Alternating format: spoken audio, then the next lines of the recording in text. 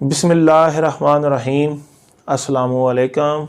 Lecture का आगाज़ हदीस नबवी सल्लल्लाहु अलैहि वसल्लम से करते हैं। हदीस का मफ़हूम ये है, अल्लाह के नबी फरमाते हैं, जब दो मुसलमान मिलें और आपस में मुसाफ़ा करें तो इनको जुदा होने से पहले बख्श दिया जाता है। आज हम स्टार्ट करने जा रहे हैं न्यूमेरिकल नंबर 17.4। पहले 3 न्यूमेरिकल्स हमने कर लिए थे, अब बारी है 17.4 की। तो ये न्यूमेरिकल हम स्टार्ट करते हैं 17.4। इसमें वो कहता है, what stress would cause a wire to increase the length 0.01%। इसने बताया कि जो परसेंटेज इंक्रीज इन लेंथ आया है, एक आपके पास वायर है, ठीक है, ऐसे एक वायर होगी, उस वायर को हमने बाहर से फोर्स लगा के खींचा होगा, तो उस फोर्स के खींचने की वजह से इस वायर के अंदर जो परसेंटेज इंक्रीज इन लेंथ वो उसने आपको बता दिया। परसेंटेज इंक्रीज इन लेंथ का मतलब कितने परसेंट लेंथ में इंक्रीज आया, या चेंज इन लेंथ 100 मीटर के पीछे, जैसे 1 मीटर के पीछे जितना चेंज आता है उसको हम बोलते हैं स्ट्रेन, और 100 मीटर के पीछे जितना चेंज आता है लेंथ में उसको हम बोलते हैं परसेंटेज इंक्रीज इन लेंथ। वो है बेटा 0.01%। 0.01% इतने परसेंट लेंथ में चेंज आया, यानी चेंज इन लेंथ हर 100 मीटर के पीछे। अगर 1 मीटर के पीछे जो लेंथ में चेंज आता है उसको स्ट्रेन कहते हैं, और 100 मीटर लेंथ के पीछे जितना चेंज आता है उसको हम बोलते हैं परसेंटेज इंक्रीज इन लेंथ। ठीक है। अब जो वायर है उसका यंग मॉडुलस, आपको पता है जो भी यहाँ पे वायर है, जिस भी मटेरियल की, हर मटेरियल का अपना अपना यंग मॉडुलस होता है। इस वायर का यंग मॉडुलस है 12 × 10⁻10 पास्कल। तो ये इस वायर का आपके पास यंग मॉडुलस आ गया, और इस वायर का जो डायमीटर है वो है 0.56 मिलीमीटर।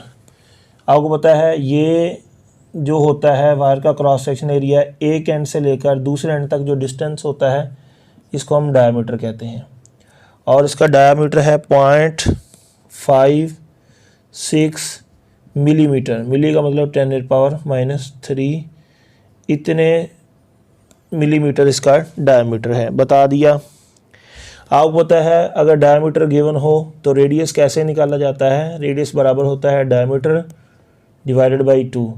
तो यहाँ जब डायमीटर हम यहाँ लिखेंगे 0.56 10⁻³ तो ऐ मुसलमानों जब इसको 2 से तकसीम किया जाएगा तो याद रख लो, जब भी कोई मुसलमान डायमीटर को 2 से डिवाइड करता है तो फौरी कैलकुलेटर आपको उस चीज़ का रेडियस बता देता है। ये आता है 0.28 × 10⁻³ तो आप सब बच्चों को पता है रेडियस का यूनिट भी मीटर होता है। तो ये वायर का डाटा हमारे पास आ गया, इसको आपको अच्छी तरह से याद कर लेना। बार बार मैं इसको रिवाइज़ नहीं करूँगा क्योंकि वीडियो भी लेंथी होती जानी है, कोई चीज़ का नहीं पता चलता, आप शुरू से इसको देख सकते हैं फिर से। ये मैंने लिख दिया, ठीक है, ये डाटा बना दिया। 2 चीज़ों की डिमांड की उसने, कहता है स्ट्रेस बताओ और फोर्स बताओ। क्या कितनी चीज़ें पूछी, एक स्ट्रेस के बारे में पूछा और दूसरा किसके बारे में पूछा, दूसरा उसने फोर्स के बारे में पूछा है हमसे। तो ये 2 चीज़ें हमें कैलकुलेट करनी है, दोनों को मैं यहाँ पे लिख देता हूँ। एक स्ट्रेस की कैलकुलेशन करनी है और दूसरा हमने किसकी कैलकुलेशन करनी है, फोर्स की। तो ये 2 चीज़ें हमारी रिक्वायरमेंट में आएगी, इन 2 चीज़ों को हम कैलकुलेट करेंगे। इनको कैलकुलेट करने से पहले हमें ये पता होना चाहिए फार्मूला क्या है स्ट्रेस का। ठीक है, हम लोग यहाँ पे लिख सकते हैं स्ट्रेस बराबर होती है फोर्स पर यूनिट एरिया। देखो फोर्स का तो बिल्कुल भी नहीं आपको पता कितनी है, अगर फोर्स का नहीं पता तो स्ट्रेस का भी पता नहीं चल सकता। ठीक है, अब यहाँ पर जो है आपके पास क्या चीज़ है, एरिया। एरिया तो शायद इसका पता चल जाएगा क्योंकि रेडियस मौजूद है, तो एरिया तो πr² करके आ जाएगा। लेकिन फोर्स मालूम नहीं है। इसका मतलब स्ट्रेस का ये वाला फार्मूला वैलिड नहीं है। तो मैं लिख सकता हूँ ये वाला स्ट्रेस का फार्मूला वैलिड नहीं है। अब और कौन सा फार्मूला पढ़ा आपने स्ट्रेस का, तो मैं आपको याद करवाता हूँ। इस चैप्टर में आपने यंग मॉडुलस वाला फार्मूला पढ़ा। यंग मॉडुलस में पढ़ा स्ट्रेस ओवर स्ट्रेन के बराबर होता है यंग मॉडुलस। ठीक है, अब इससे हम लोग जो है स्ट्रेस की वैल्यू फाइंड कर सकते हैं।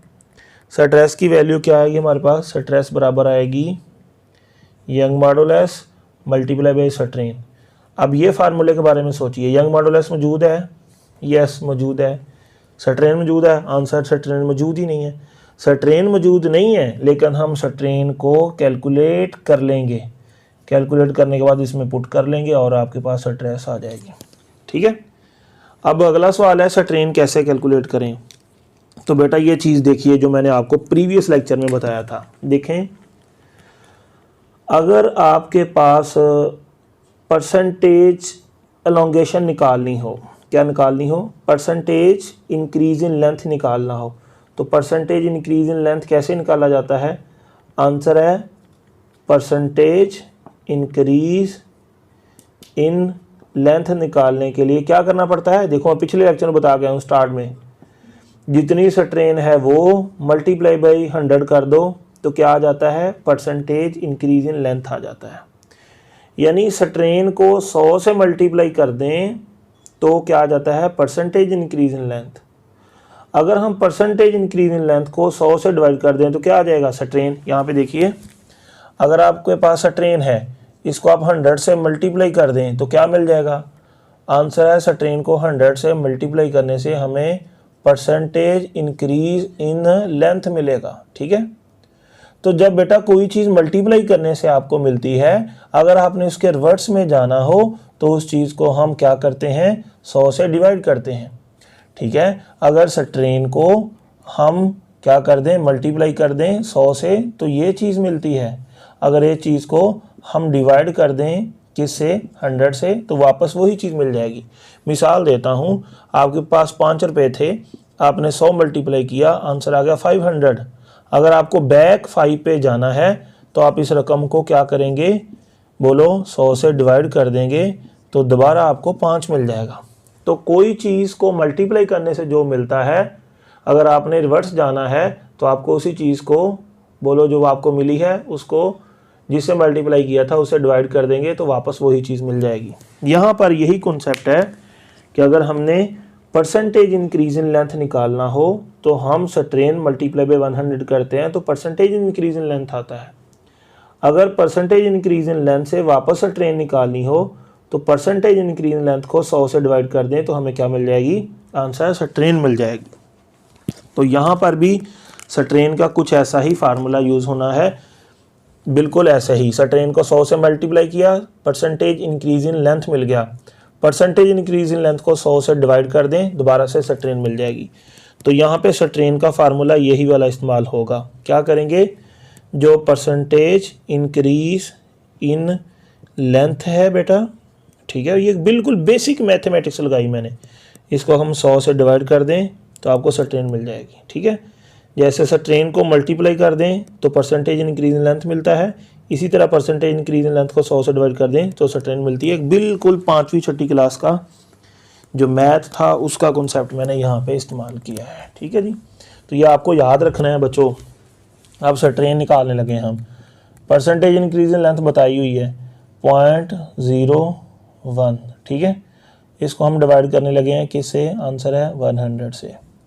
तो आपके पास स्ट्रेन आ जाएगी बेटा, ये कितनी आएगी, आंसर है 1 × 10⁻⁴, 1 × 10⁻⁻⁴।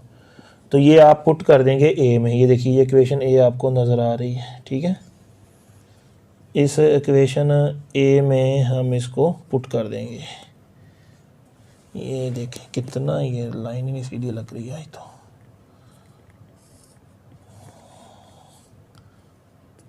ठीक है जी, इसमें पुट करें ए में, पुट इन ए। जब ए में पुट करेंगे तो बेटा स्ट्रेस आ जाएगी आपके पास Young modulus multiply by strain कितनी है 1 × 10⁻⁻⁴।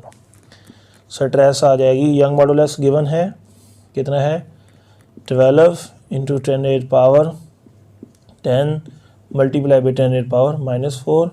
यहाँ से बच्चों, प्यारे बच्चों, यहाँ से मुसलमान बच्चों के पास से ट्रेन आने लगी है, ठीक है। और ये देखिए, ये यहाँ पे आ जाएगा 12, ठीक है। 10⁻, ये मिक्स करेंगे तो ये 10⁻6 आ जाएगा। यहाँ से आ जाएगा आपके पास आंसर 12 × 10⁻6, ये आपके पास आ गया आंसर। अगर आप बुक वाले के मुताबिक चलें तो ये 1.2 लिख लें, यहाँ पे 10⁻7 आ जाएगा। और स्ट्रेस का यूनिट बेटा आपको पता है पास्कल होता है।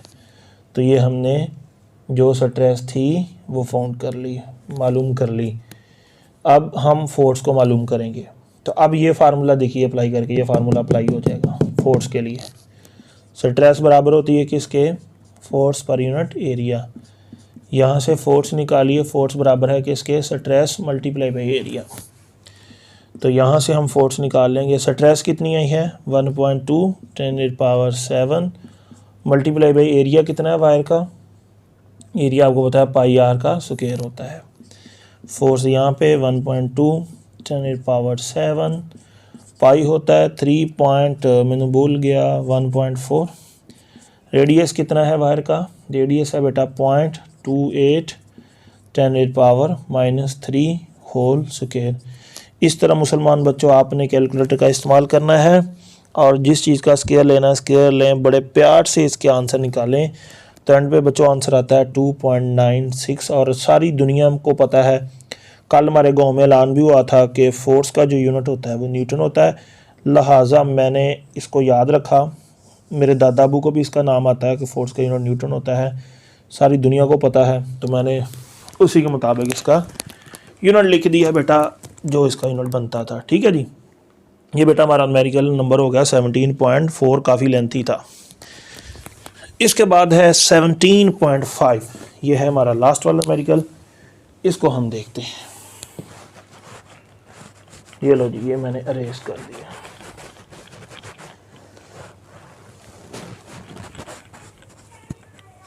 सेवनटीन पॉइंट फाइव ये न्यूमेरिकल भी आसान ही है वैसे, या मैं इसको भी रेस कर देता हूँ। ये लो, ये काम की चीज़ थी, ये अच्छी तरह से याद रखनी है। लास्ट वाला न्यूमेरिकल नहीं है, बल्कि इसके बाद एक और रहता है, वो नहीं करना मैंने। 17.6 ये तकरीबन 5 पेजों पे आना है। ये तो बहुत लेंथी न्यूमेरिकल है, खुद ही इस पर कोशिश कर लेना, या पेपर में जब एक दिन रहता होगा तब पढ़ लेंगे इसको। 17.5 लास्ट न्यूमेरिकल जो मैंने पढ़ाना है उसके हिसाब से।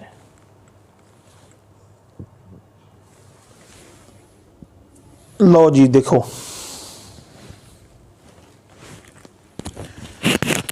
इसमें वो कहता है लेंथ ऑफ स्टील वायर। लो बच्चों, स्टील की वायर ले ली है, इसके इरादे खतरनाक लग रहे हैं मुझे। स्टील की वायर है, स्टील की वायर आपको पता है बहुत मजबूत वायर होती है, तो इसने स्टील की वायर ली है। यहाँ पे मैं इसको ज़रा ऐसे बना देता हूँ, दिखने में अच्छी लगेगी। ठीक है जी, ये लो स्टील की वायर, ये लो बन गई।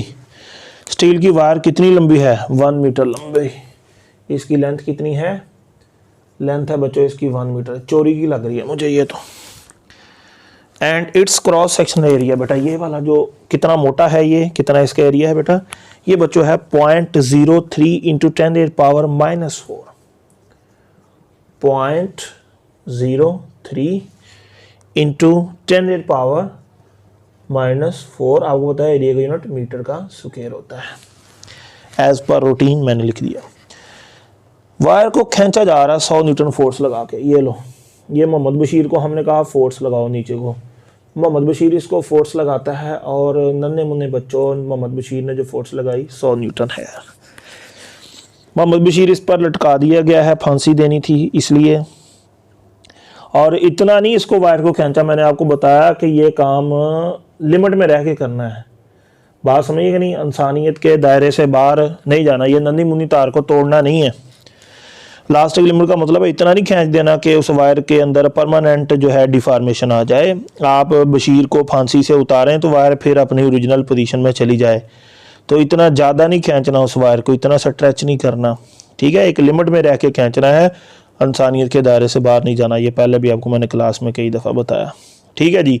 100 न्यूटन फोर्स लगा दी मोहम्मद बशीर ने, वायर को इलास्टिक रीजन से हमने ज़्यादा नहीं खींचा, और वायर क्या जो लेंथ था वो भी बता दी, क्रॉस सेक्शन एरिया भी बता दिया। अरे क्या चाहते हो तुम, क्या था बताओ, इस वायर को जब खींचा तो कितना वर्क हुआ, क्या पूछा उसने, इस वायर को जब खींचा गया तो बताओ वर्क कितना हुआ, वर्क के बारे में बात की गई है, ठीक है बेटा। तो हम यहाँ पर वर्क कैलकुलेट करेंगे। आपको पता है वर्क का फार्मूला जो हमने पढ़ा था, जब हम ऐसे वायर को खींचते हैं उसके अंदर स्ट्रेन एनर्जी आती है, तो आपको याद होना चाहिए वर्क का फार्मूला था 1/2 मल्टीप्लाई बाई जो हम फोर्स लगा रहे हैं वो वाली। और इसके बाद बेटा आता है कि जितना लेंथ में चेंज हुआ है डेल्टा एल, ये आपको पता है, ये फार्मूला हमने पढ़ा था, ठीक है। अब क्या ये फार्मूला हम यहाँ पे यूज़ करके वर्क कैलकुलेट कर पाएंगे? आंसर है बिल्कुल कर पाएंगे, अगर इस फार्मूले के अंदर जितनी भी चीज़ें हैं वो सारी मौजूद हों, सारी चीज़ें इसके अंदर मौजूद हों तो हम इसको बिल्कुल कैलकुलेट कर सकते हैं। देखो जी कैसे, ये एफ डेल्टा एल, एफ तो है डेल्टा एल नहीं है, डेल्टा एल मौजूद नहीं है। अगर डेल्टा एल का पता होगा तो फिर ही वर्क कैलकुलेट करना होगा, कर सकते हैं। तो डेल्टा एल पहले कैलकुलेट करेंगे फिर इसकी तरफ जाएंगे।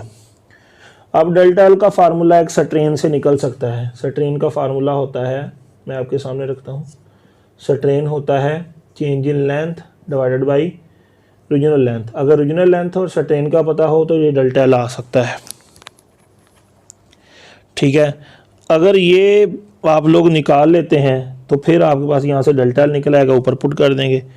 लेकिन प्रॉब्लम ये है कि हमें यहाँ पर स्ट्रेन का जो है वो नहीं पता, ठीक है, स्ट्रेन की वैल्यू मालूम नहीं है, तो फिर ये फार्मूला तो इस्तेमाल नहीं होगा। फिर मैं एक और फार्मूला लिखता हूँ, यंग मॉडुलस बराबर होता है स्ट्रेस ओवर होता है स्ट्रेन, और यहाँ से स्ट्रेस होता है फोर्स पर यूनिट एरिया, और स्ट्रेन होता है change in length per unit original length, ऊपर जाके ये रकम बन जाएगी। यहाँ से मैंने यंग मॉडुलस की वैल्यू निकाली, आपके पास है बेटा वो फोर्स पर यूनिट क्या है एरिया, यहाँ पे क्या है लेंथ, ओवर क्या है डेल्टा एल। डेल्टा एल आप यहाँ पे ले आइए, ठीक है, यहाँ पे आ जाएगा आपके पास डेल्टा एल यानी लेंथ का चेंज, और यहाँ पे आ जाएगा फोर्स पर यूनिट क्या है एरिया, डिवाइड में क्या है एल, यंग मॉडुलस इधर आकर डिवाइड हो जाएगा। और यहाँ पर मैं आपको बता दूँ यंग मॉडुलस आपकी किताब वाले ने दिया हुआ है, मुझसे गलती हुई मैंने यहाँ पे लिखा नहीं। अब फोर्स भी है, लेंथ भी है, एरिया भी है, यंग मॉडुलस भी है, डेल्टा एल आ जाएगा। यानी डेल्टा एल इस फार्मूले से नहीं निकल पाएगा, ये फार्मूले से हम नहीं निकाल पाएंगे क्योंकि स्ट्रेन गिवन नहीं है। लेकिन हमने डेल्टा एल को निकाल लिया किस फार्मूला से, आंसर है यंग मॉडुलस वाले फार्मूला से। तो बेटा याद रख लो, यहाँ पर हम डेल्टा एल की वैल्यू को निकालेंगे। फोर्स कितनी है, आंसर है 100 न्यूटन, और एरिया कितना है, एरिया हमारे पास है 0.03 इंटू 10⁻⁻⁴।